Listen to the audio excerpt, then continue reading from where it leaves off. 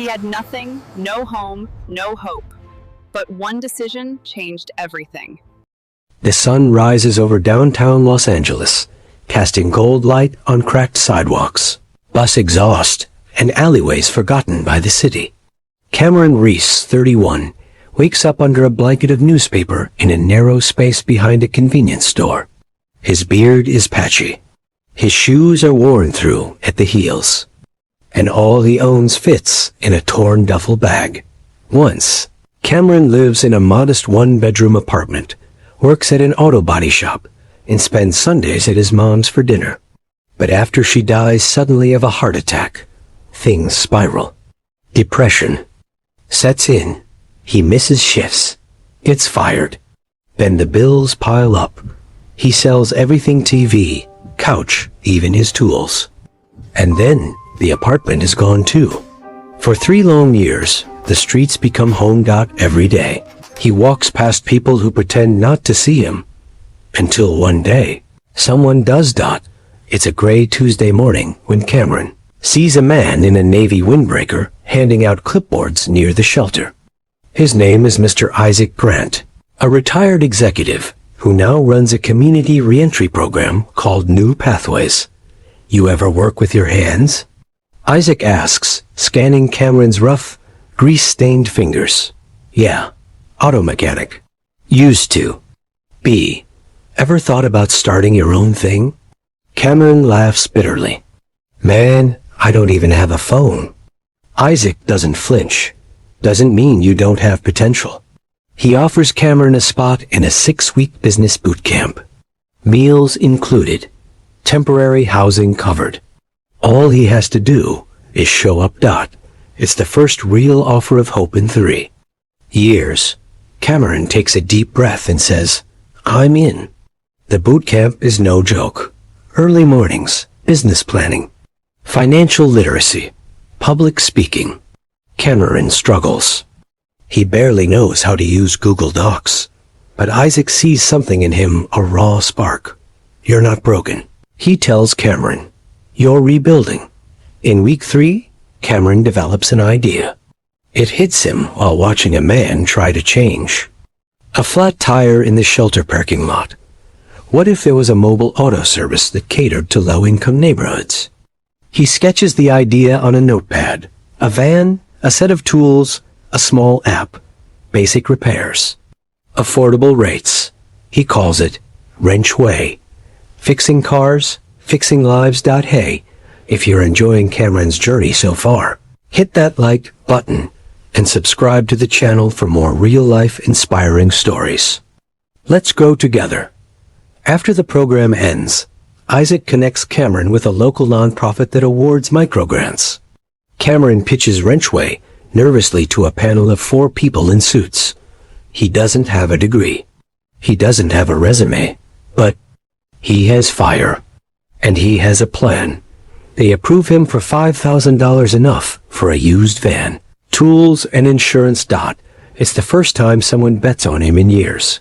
He buys a second-hand Ford Transit with 140,000 miles on it and paints Wrenchway in blocky white letters. It's not pretty, but it's his. His first customer is a single mother with a dead battery. He charges $25 and replaces it on site. She hugs him when he's done. By month 2, word spreads. He hands out flyers at gas stations and food banks. Builds a free website on his borrowed laptop at the library. Business grows. But it's not without bumps. In month 4, the van breaks down. Cameron has just $800 left.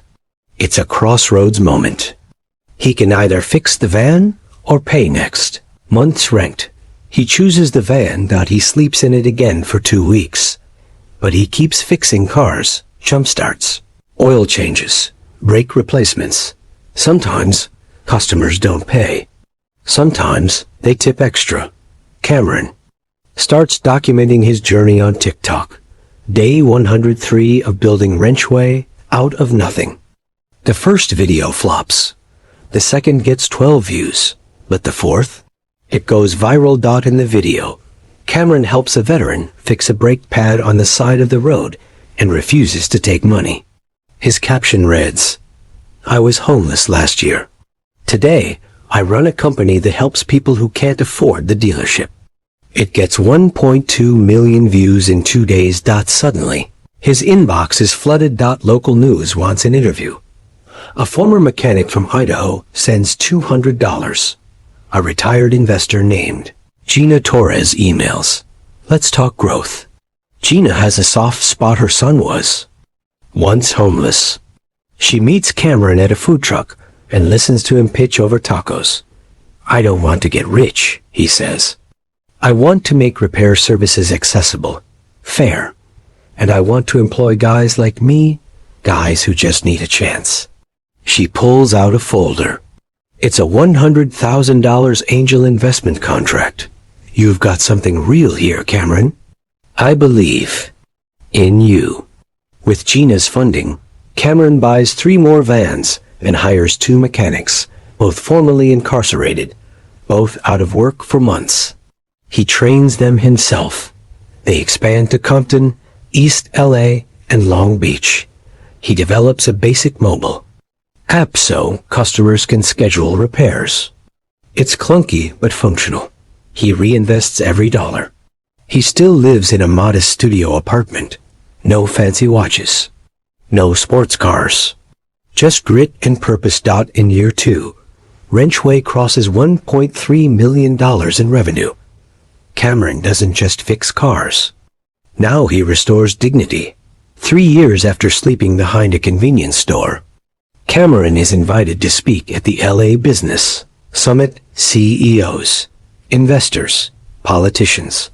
He walks onto the stage in a crisp shirt and jeans, looking every bit like the man he's become. "I wasn't born to be a CEO," he says. "I was born to survive." But second chances, real second chances, can turn survival into success. He pauses. "The streets didn't kill me. You know what almost did? Hopelessness.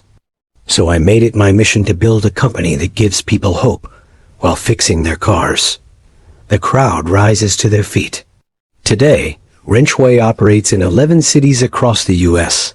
Cameron has hired over 80 mechanics, many from shelters, halfway houses, and reentry programs. He partners with nonprofits to train young men and women who have never been given a fair shot.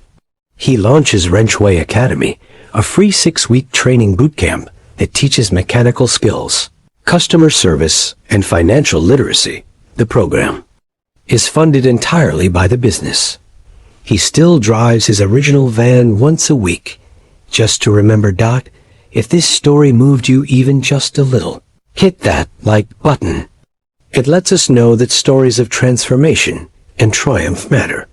And if you haven't already subscribed, be part of a community that believes in second chances. Cameron now sits on the board of 3 nonprofits, mentors youth and consults with startups. But he refuses to forget who he is or where he came from.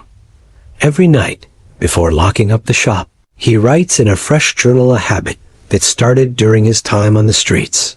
The first page always reads, "Dear Cameron, never forget you were built from rock bottom." That's stronger than gold. Some people are born into wealth. Some are born into privilege. But some, like Cameron Reese, are forged in fire. And when you rise from the ashes, you carry something more valuable than any degree or dollar. You carry purpose. So remember, your story isn't over. Not even close. And if you're struggling today, just know, rock bottom isn't the end. It's the beginning if you let it be. Thanks for watching this story. From homeless to CEO. The power of second chances. Like this video if it inspired you.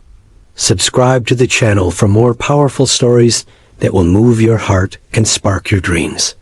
And in the comments, let us know. What's the second chance you're waiting for, or the one you've taken? We'll see you